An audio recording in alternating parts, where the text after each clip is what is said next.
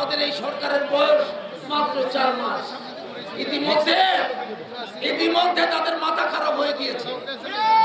যারা দেখেছে এই দেশে বিএনপি 17 বছর পরে ভোট হওয়ার পরে এই দেশের মানুষ 2/3 মেজরিটি ভোট দিয়ে বিএনপিকে আজকে ক্ষমতায় বসিয়েছে। ইতিমধ্যে আমাদের প্রধানমন্ত্রী জনাব তারেক রহমান বাংলাদেশে খেলা দেখাচ্ছেন, কিভাবে রাজনীতি করতে হয় তারেক রহমান জানেন। ওনারা যে 17 বছর এই দেশের যে মব সৃষ্টি করেছে আপনারা জানেন। সন্ত্রাস নৈরাজ্যের বিরুদ্ধে বিএনপি সবসময় প্রস্তুত, এটা আপনারা দেখেছেন।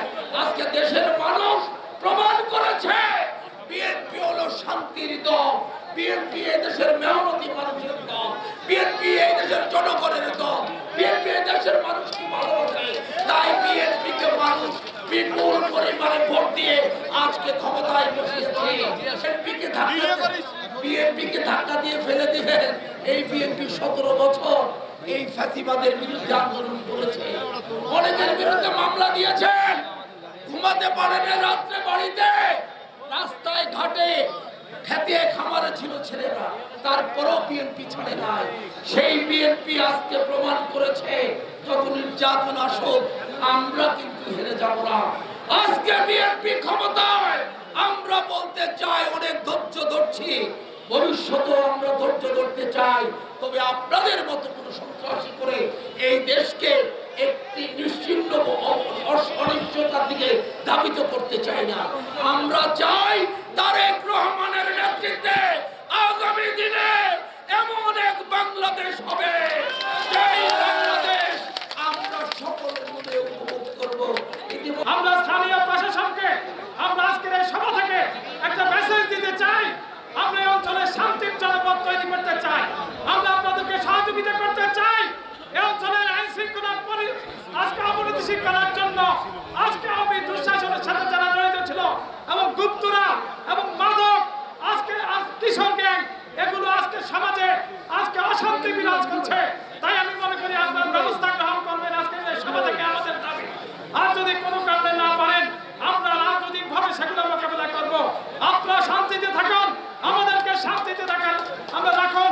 আমরা চাই না আমাদের বিবদমান সংঘর্ষ, অনিবার্য সংঘর্ষের মধ্য দিয়ে এই অঞ্চলের সাধারণ মানুষের শান্তি বিঘ্নিত হোক।